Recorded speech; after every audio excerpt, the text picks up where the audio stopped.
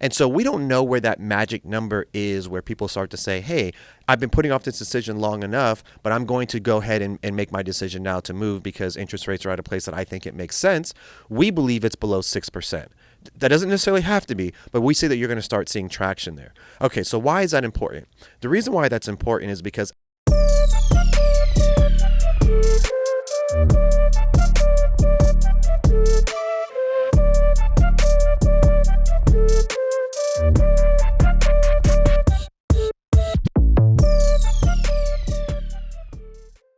good morning.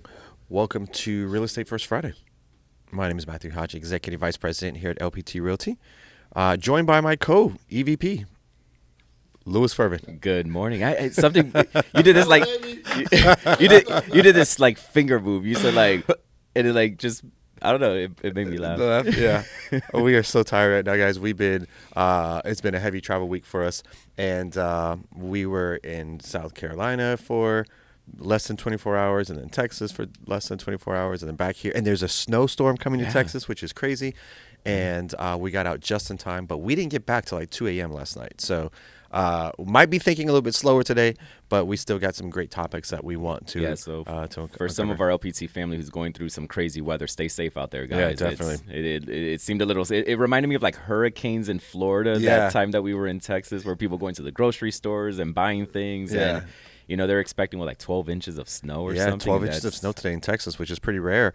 And then I think it's like 12 or 13 inches tomorrow. So it's going to be pretty different. I mean, that's like real snow, you know, like it's a couple feet of snow. So that's interesting. So hope you guys stay safe and warm, or, you know, have a snowing party. Like that's what I would build be a snowman. Doing. Yeah, build a snowman. Elsa over here. Okay, well, we want to go through some topics today. We thought it might make sense to recap some of the things that we talk pretty regularly about. Like you hear us talk about a concept called Boomsday all the time. And if you're new to LPT, which is plausible because we have tons of agents joining every single day, and you're new to this, I want to kind of break that down so that you understand exactly what we're talking about. So as you hear us refer to this scenario, this momentum change in the market called Boomsday, you're going to understand why we're referencing this, what it means for you, and then ultimately how to explain it to your consumers. So is that fair? Just to kind of start there? Okay. Absolutely. So we'll start off with what Boomsday is. What Boomsday is basically a title that we've assigned to momentum changing in the market. So over the last couple of years, we've been around 4 million annualized home sales. So all the transactions total up to be about 4 million in the entire country. A normal market is about 5.5 million. And so that's where things have been traditionally trading for very many years. When we had the COVID spike, we got up to 6.5 million. And so if you remember what that period was, how busy things felt, what a boom it felt like, that was at 6.5 million. But we only raised about from 5.5 to 6.5. Like that was the jump that we saw because of COVID. What was happening during that period of time was that people were pulling the decision forward to purchase, meaning that, hey, maybe I was thinking about purchasing a home or selling a home in 1 or 2 years from now, but the interest rate in this environment is so good because the interest rate's at 2% or 2.5%. I have to take advantage of it today. So they pulled that decision forward, and that's what created that momentum change during the COVID period. All right, so fast forward to that working itself out, and then now all those people who were pulling that decision forward are no longer doing transactions. Interest rates are going up, and so now you have people going the opposite direction. So you've got people who are putting off the decision because they're like, hey, I'm at 2 or 3% interest rate. I don't want to purchase in a 6 or 7 or 8% interest rate, or I don't want to sell in this environment because I have to go purchase in that. So you have the hangover from the people who were pulling the decision forward, and then you've got the people who are pulling the decision backwards. And so it creates this vacuum, which is what we're in right now. We would also consider that to be the bust. Is that clear enough? Is that easy to understand? Absolutely, Okay. absolutely. And let me kind of share a little bit here real quick, because I know some of us may be thinking like, why do I even have to understand this, right? Like, what's the point in understanding like what's happening with the market? I just need to adapt to where the market's at and just implement my businesses in a way that is just reflective to where the market is today. Well, what I can tell you is, number one, we all know that we are in a very emotional type of business. Correct. We are high stakes, high commissions. When things are not working, it feels very scary. Am I going to have enough dollars to grow my business, to provide for my family, etc.? And understanding the why, like why are the markets moving the way that they do, it creates this emotional stability and a mindset perspective. The number one thing we have to understand is we are in real estate and markets are cyclical. That is something from the beginning of time. Markets have never gone up in a straight line. They've always gone up and they've always gone down. And that's the one understanding that we need to have as agents, because if we don't at least understand that piece of it, then when the market goes down, it's going to feel very scary. We're going to feel like we're losing day in and day out because we are attributing wins to closings, not understanding that wins can come in different ways. And then when the market's up, we sometimes make bad decisions because we think the market's going to continuously rise the way that it's been rising for the time period that we're in. And then it leads us to making bad decisions in our livelihoods or in our business models. And you hear Robert mention this time and time again. For some of you that are new here at LPT Realty, he mentions this concept of in a boom, you prepare for a bust, and in a bust, you prepare for the boom. And what we've been experiencing over the last few years is this concept of a bust. And there are things that we need to do into our businesses in order to prepare for that boom. And then that's where this boomsday concept comes in, where we are now seeing the signals inside of the industry that are showing us that boomsday is imminent. Right, that this velocity of change is about to occur, and as with any market cycles that take place, you need to be in position when that velocity is about to hit. That's right, because that's going to allow you to capture the maximum amount of market share. Versus when that velocity hits, you can be caught flat-footed. You're not going to be able to adapt quickly enough. You're going to be reactionary as to what's happening, and you're not going to have the same experience or the same return as somebody else who is prepared because they were able to capture that wave. And to your point, I think we hit maybe 6.1 or 6.2 million home sales at the peak of COVID. Yep. I think it reflected on the average from 2016 to 2019, we averaged 5.5 million home sales. That change of return is roughly a 15% return. Right. Right now we're at that sub $4 million home sales. If we just go up to 5, even less than still the average, that we were experiencing prior to COVID, that return is a 25% return. That's a massive difference. Correct. Going from a 15 to a 25% return. And then you factor in certain issues like people have left the industry. People are demotivated. People are waiting for the boom to occur. There's the consolidation inside of the industry. Market share is going to feel very heavy. And what we want to do is making sure that our agents are prepared to capture that velocity and they don't get caught flat-footed when that shift occurs. That's right. And if you remember what it felt like when we felt that momentum change from people pulling the transactions forward in that COVID period you talked about, where we peaked out at 6.2, remember how busy it felt? I mean, it was so easy to find someone who wanted to do a real estate transaction. The difficult part became in the strategy of helping your buyer purchase, because it was so competitive. You had to really understand what strategies would work and what leverage it made sense to give up to get people into homes. That became the thing to learn at that time. And the people who did that most successfully had their unfair share. So let's think about what the next change is going to look like and why that's going to occur, why we are saying that. And so this is important to understand. And so I'll not dumb this down, but I won't go deep into this, but I'll just kind of make it very overall arching theme. Okay, so you've got a couple different things that control the environment. You've got the Fed rate. That's what you kind of hear all the time. Oh, hey, we're going to hear that the Fed is going to cut the rate, that's the Fed rate. But that doesn't necessarily mean that interest rates are going to come down. They're not locked together. It gives it the ability to come down, but it doesn't mean that it has to come down. And in fact, the last couple of Fed rates, you saw interest rates go up. Okay, so first concept number one. So what has to happen is the Fed has to continue to lower the rates so that actual mortgage rates have the room to come down. So those two can't cross each other. It has to, it would bounce off of each other, I guess you could say, if you're thinking about a picture analogy of that. And so when the Fed lowers its rates, it gives mortgage rates the ability to have clear landing to come down should they need to. But that doesn't necessarily mean they're going to. Okay, so that's the first thing that we need, and that has been satisfied. We see that the Fed continues to cut rates, and that is what Robert refers to as getting out of the way, the Fed getting out of the way. Okay, so the second thing that you're going to look at is what is the health of the economy? And so that's largely going to be anchored on what does inflation look like? What do job reports look like? All that information boils up to say, okay, are the interest rates now in line with what is best for the economy. If the economy and inflation starts to heat up, they want to, bring interest rates. Like, you want to have some pain there so they can say, hey, we need to make things a little bit easier. And then that is, I'll skip all of the technical stuff of it, but the 10-year moving, that is the bond buying there, is what controls the 30-year interest rates. And so that will start to come down and ease in when that environment starts to get a little bit tougher. Okay, so we think that's about to happen due to the tariffs and all that other stuff, and we should see that reset coming in March.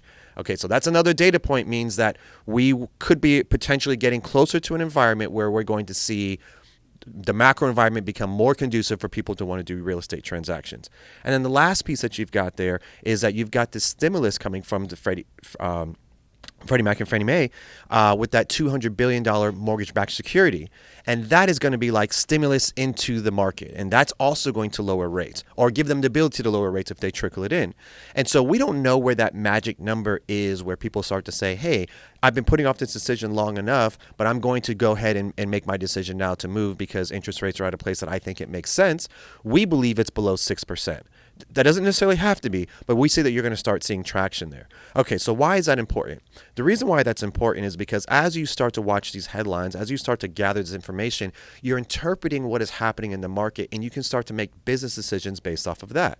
So if you're thinking, hey, in March, April, May, somewhere in that time frame, it seems like we're going to start seeing people who make the decision to do a real estate transaction.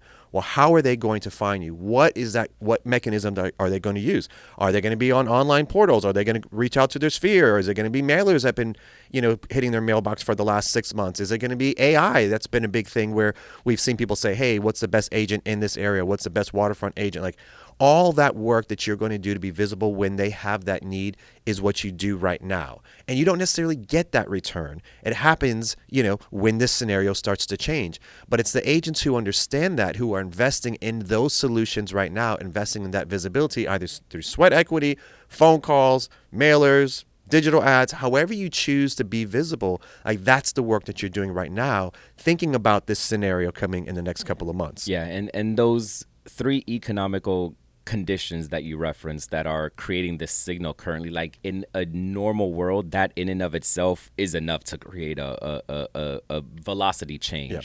And then we're in such a unique dynamic because it's not just those three economic conditions that are in existence.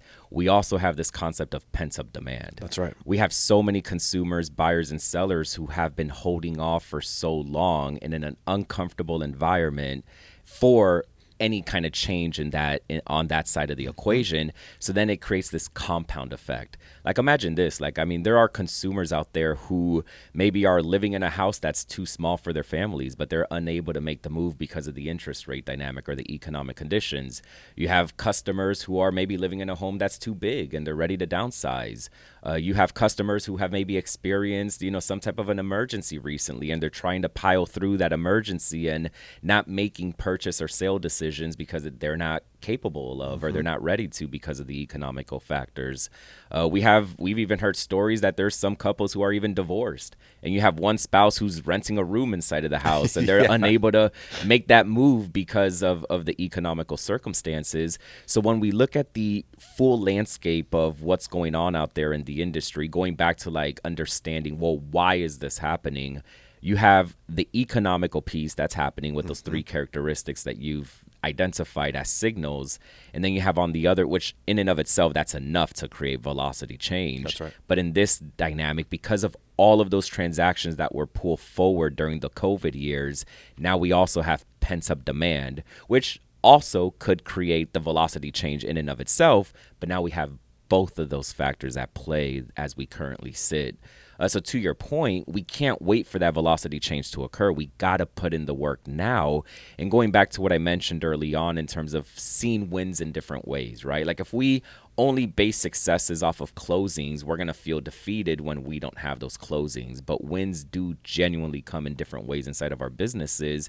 How often do we reflect back on a win that we've created a process that's communicating very well with our consumers and it's resonating with our consumers? Like, that is a win. And I can tell you, being able to accomplish that win during a bust is going to reap so many returns from a closing perspective when a boom occurs. That's right. Because it's not going to be a plug and play, right? We can't just someone's doing this in their businesses. I'm just going to take it. I'm going to apply it into my business. And next thing you know, it's just going to work. Like, that's not how entrepreneurship works. There's a lot of testing and reevaluating and reflecting and changing. And you have to, have that moment to be able to go through that process as to what works and what does not work. And I can tell you, like, don't do that while the velocity is occurring, because you're going to be behind the eight ball. Like, right. Now's the time that you can explore those options. Is there a certain type of messaging that you want to identify with your customer base? We've had a lot of Real Estate First Fridays where we've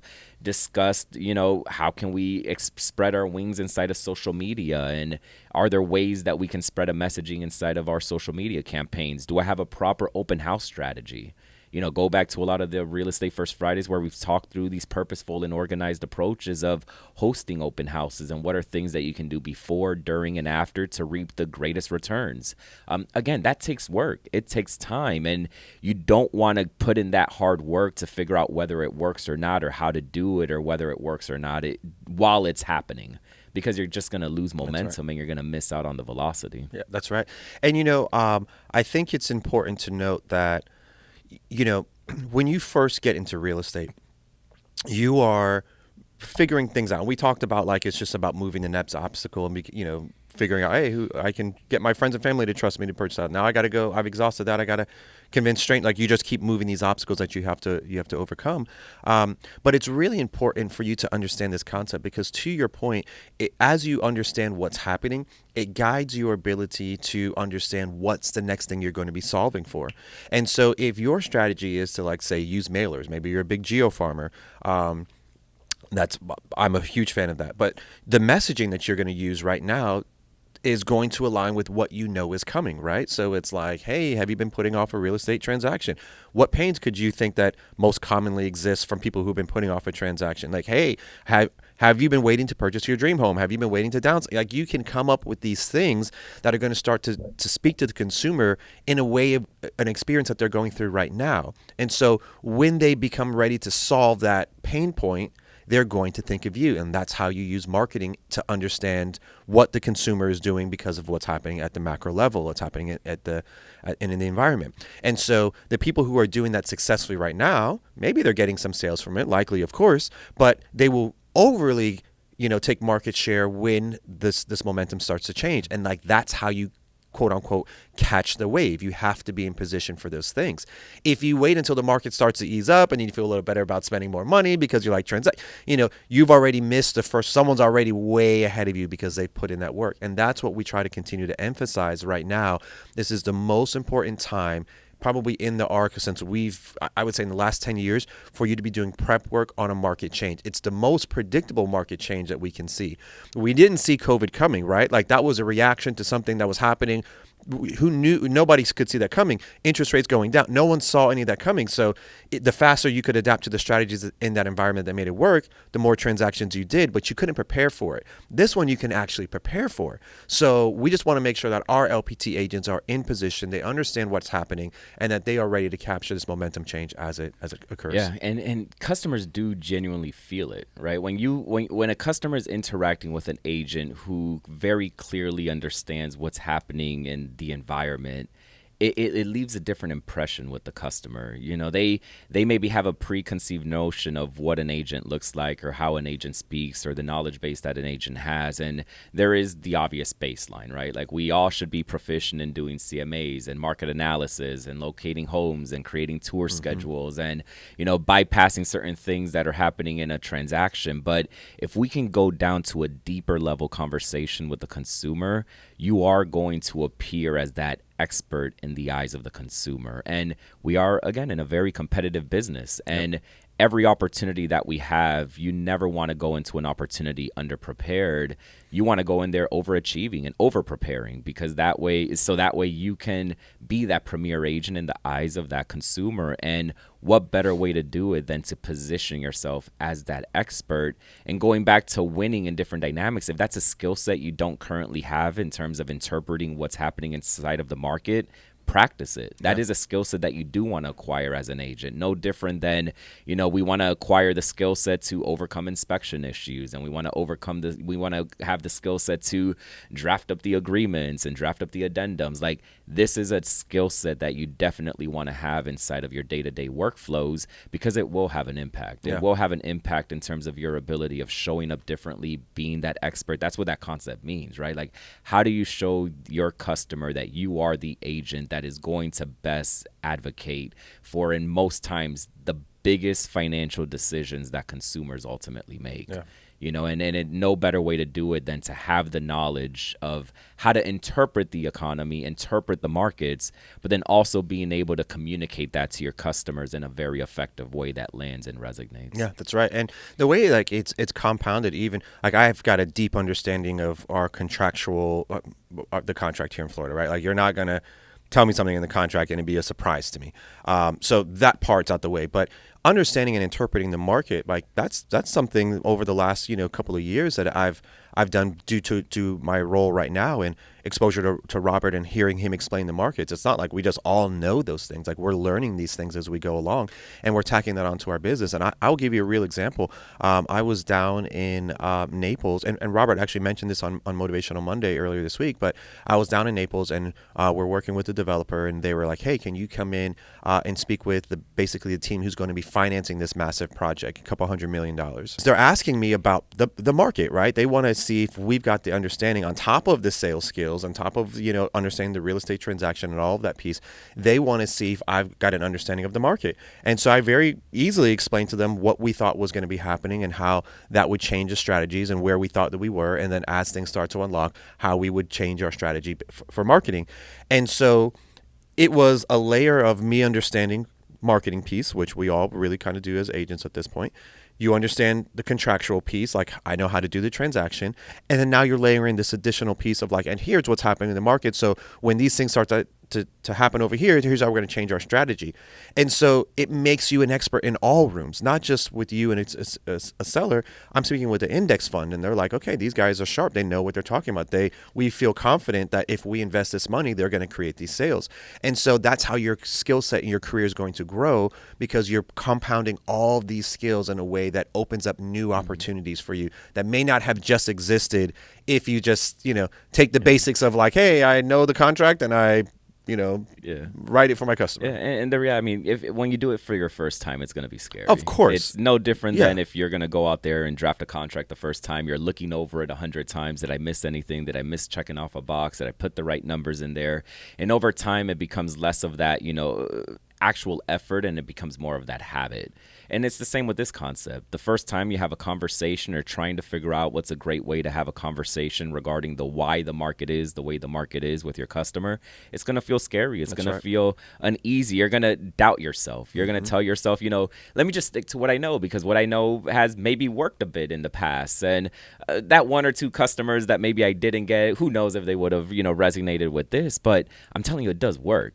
Overcome that fear, overcome that doubt, make that skill that you're trying to incorporate into a habit. Because once it becomes a habit, then it's just going to be organic. You're going to have it in your toolbox of skill sets, and then you're going to continuously grow inside of this business. And you're going to then find the next area that you can develop and grow and, put the resources behind to try to figure out. But we definitely wanted to spend some time today on Real Estate First Friday to talk through this, not only recapping the Boomsday dynamic, because we do have a lot of new agents, as you mentioned, but then understanding the why behind the why, right? Like, why should we understand these things? Because not only does this relate to this, but this also relates to the other aspects of our businesses in terms of why do we do certain things. Like, understanding that why we are in such a big mindset type of game as agents really helps you, again, stabilize the emotions that come with the cyclical aspects of our business. That's right. Yeah. And, kind of we'll end on this thought.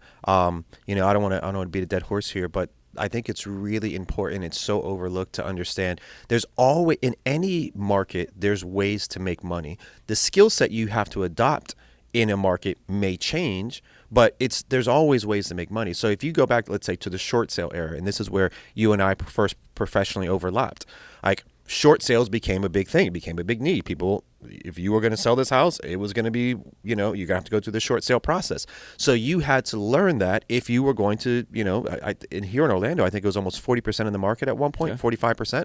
So if you were going to do transactions, likely you were going to have this type of skill set, which didn't previously exist. And there was not even a clear time. We got really, really good at that process, Lewis and I. And so for those who don't know, Lewis is a real estate attorney. And so he would go and negotiate these deals with, the judge and with the banks and say, hey, here's, he would work that side of it. And then I would negotiate the deals. And so that's when we first professionally overlapped. But we got so good at that process. We were doing 30 to 40 of these things a month. Now, that skill set, we haven't needed that again since that period of time. But because we understood it, we understood that this was going to be a big part of the market, we got really good at it. And we started advertising, helping people through this process. He was doing foreclosure defense. I was, coming from a different angle. And so together we made a really good team. So fast forward, I don't know, let's say to the COVID years, where the strategies around getting someone into a home was actually the most useful thing, because if you didn't know how to beat out other offers, you were shooting in the dark, right? Like you were losing all the time. And you remember how much energy and time it took to write 10 offers and not be accepted. Like it sucked, right? But there were people who understood how to approach that in the best way to increase their odds of doing transactions during that period of time. And so with every era of real estate, there's something that you can learn that's going to give you a competitive advantage. And that's why we spend so much time talking about this particular thing and the work that you do right now, because this is a momentum change that you can see coming, and you can do things right now to actually prepare yourself for future success if you're trying to do more transactions. Is that how you define it? And so again, I would love for you guys to be thinking about these concepts. Start trying to explain it. Make it where it's easy for you to just quickly tell someone what's happening in the market and why you believe that the market is going to be changing a little tiny bit.